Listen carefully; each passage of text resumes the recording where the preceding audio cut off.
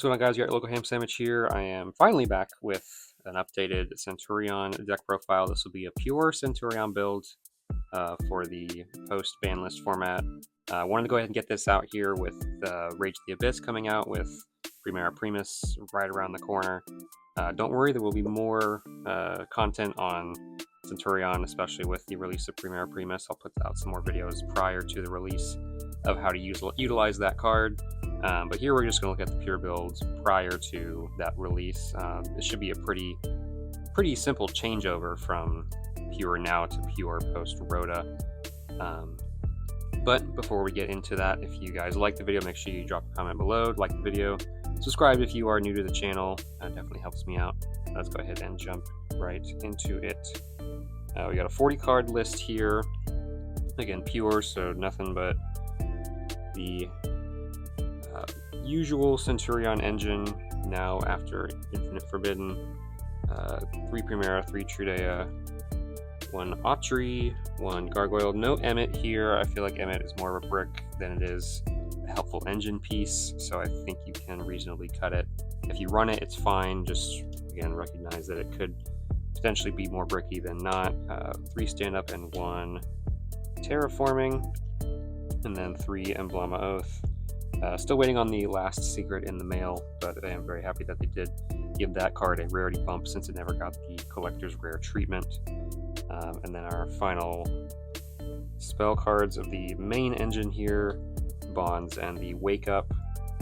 And then, of course, we've also got Phalanx here. Kind of wish that got an ultra rare as well. But again, this is all pretty standard. The only 2 points of contention that you could change. Again, I've already mentioned Emmet.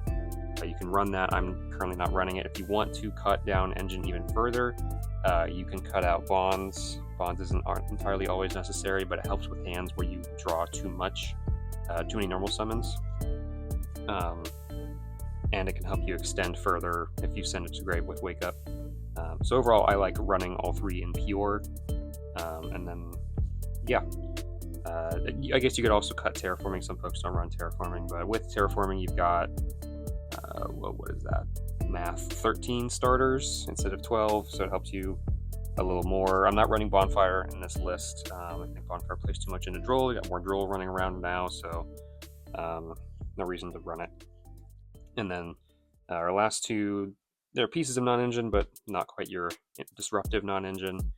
Prosperity and Called by the Grave. Called by the Grave, I think, is mandatory in this deck. There's a lot of places where you can get a hand trap that'll just completely shut down. So I think you want to run that. And then I needed 1 more space. Prosperity, I think, is reasonable to run. Of course, I guess that could be 1 Bonfire. But with it at 1 now, you can kind of just run it at 1 and not really have to worry about fully slotting in all those spaces. So that's going to do it for the main engine here, and then I'll jump right here into the non-engine.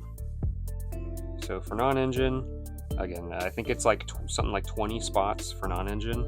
I'm not running like the traditional, I guess, Bestial build just because they don't have the Bestial Lubellion, but you can still run heavy Bestial lineup in terms of your non-engine without it. So we've got 3 Ash, 3 Veiler, 3 Nibiru. I'm running 5 Bestials, 1 Magnemite, 1 Baldrake, and 3 Druis Worm. A lot of the times you want to see a Bestial in your hand, just because going into your opponent's turn, you can choose whether to go into Chaos Angel or go into a Blazar. It also depends on your opening hand. Some combos, if you open Trudea Primera, it's better to end on Auxilla plus Legatia versus Auxilla plus Cosmic Blazar. So I think having greater amounts of Bestials, just because they are also kind of combo pieces, is fine. And then I've got 3 triple attacks. Since I'm not running Crossout, that's the next best thing. A lot of people are still running a lot of hand traps. And then 3 Imperm. Yeah, so I think that's right. I think that's exactly 20 non-engine slots. So half your deck is non-engine. A lot of opportunity to draw multiple pieces. Again, since your main engine are all 1-card starters, it doesn't matter if you don't draw multiple. Some hands draw multiple, some hands don't draw any at all. That's just the game you have to play with this deck. But overall, I like this sort of non-engine lineup, and it becomes very easy to change things out for Fua loss after Rage of the Abyss.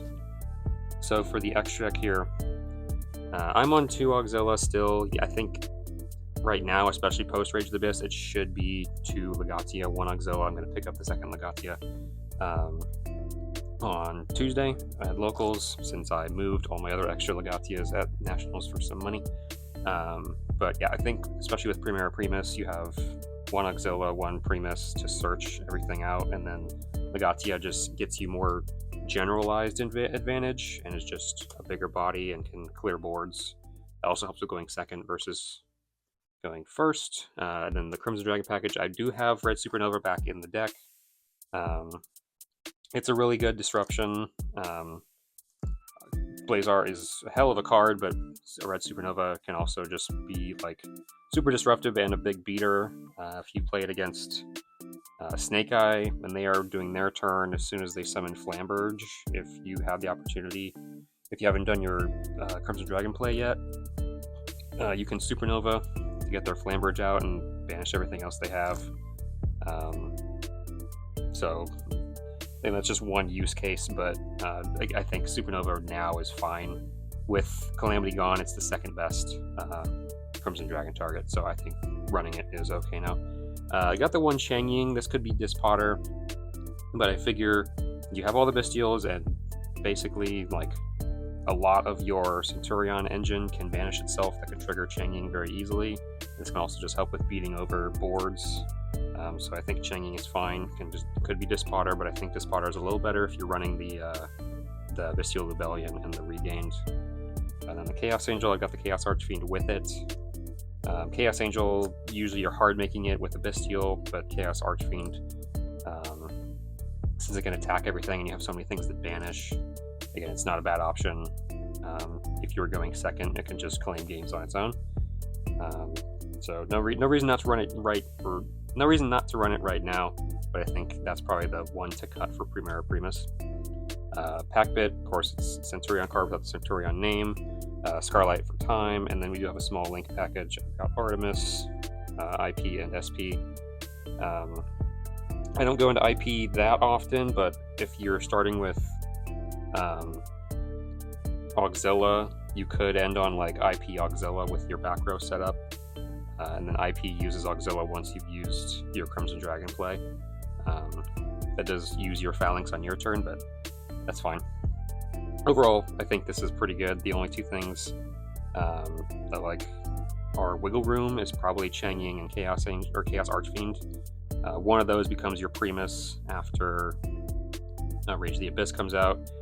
The other one, if you're still running a heavy Bestial line, could be like Hieratic's Seal of Heavenly Spheres, whatever it's called. And then, of course, yeah, I think 2 Legatia over 2 Auxilla is better now, just because Auxilla is your best starter, but grinding through the game, Legatia is just going to get you more value and get you into cleaning up games a lot faster. And I'll quickly go through my side deck here. Again, the side deck, always up for personal preference, format dependent, of course.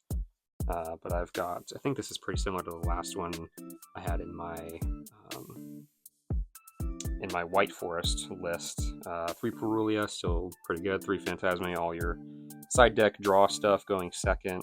Phantasme maybe not as good now since the Fiendsmith engine kind of got lowered in power, but it's still pretty good because Snake Eye is still going to make a lot of links, so you can hit a Yama with it. So it's pretty alright. 3 Cosmic for back row, with some of those spells limited now. It's even better to hit back row with Cosmic. 3 Judgment for going first. It's probably just your best going first option. And then 3 Evenly, probably your next best board breaker, aside from Nibiru, which is just more powerful now without Appaloosa running around. But overall, yeah, that's my list. Still, obviously, Centurion. I love Centurion. Just the capability of the deck to run so much non-engine is just like really good. You can kind of piggyback games off of that, and then of course your combos are pretty linear. They don't play over Nibiru typically. Yeah, just overall really like the deck. It's a very fair deck. I think Steven totally said that in his most recent deck profile.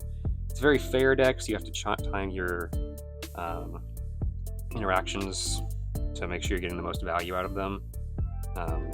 But it's still very powerful. And then post ROTA, like I said, you get Primera Primus, which is probably your best starting synchro now, but Auxilla is still good. For after ROTA, I think, like I said, what I would cut out is, of course, you would make room for, move these girls out of the way. Make room for Primus, either if you're running this exact list, cut out Chang'Ying or cut out Chaos Archfiend. I think either one is fine. And then in the main deck, if you're running Fua Loss, which I probably will be, I think I'm just going to cut out either all 3 Veilers or like one of the Veilers or 2 of the Veilers and one of the Druid Worms in a pure build. Probably something like that. Since the pure version likes Bestials, I'd probably lean more towards Veiler. But overall, that's the deck that I've got right now, and post ROTA, there's not a whole lot of changes to make. I will be putting out more videos about ROTA and what builds you can run to best get to Primera Primus. There's actually quite a few builds you can use to not use a normal summon and get into Primera Primus, which makes your combos way more explosive. So definitely make sure you keep an eye out for that. I'm going to try to get that out probably sometime next week before Rage of the Abyss comes out. So keep an eye out for that. Definitely leave any comments below any thoughts you have on the deck. Any changes you might make. If you're excited for the release of Primera Primus in ROTA and all that kind of good stuff, leave a like if you liked the video, subscribe if you're new, and I'll see you all in the next one. See you.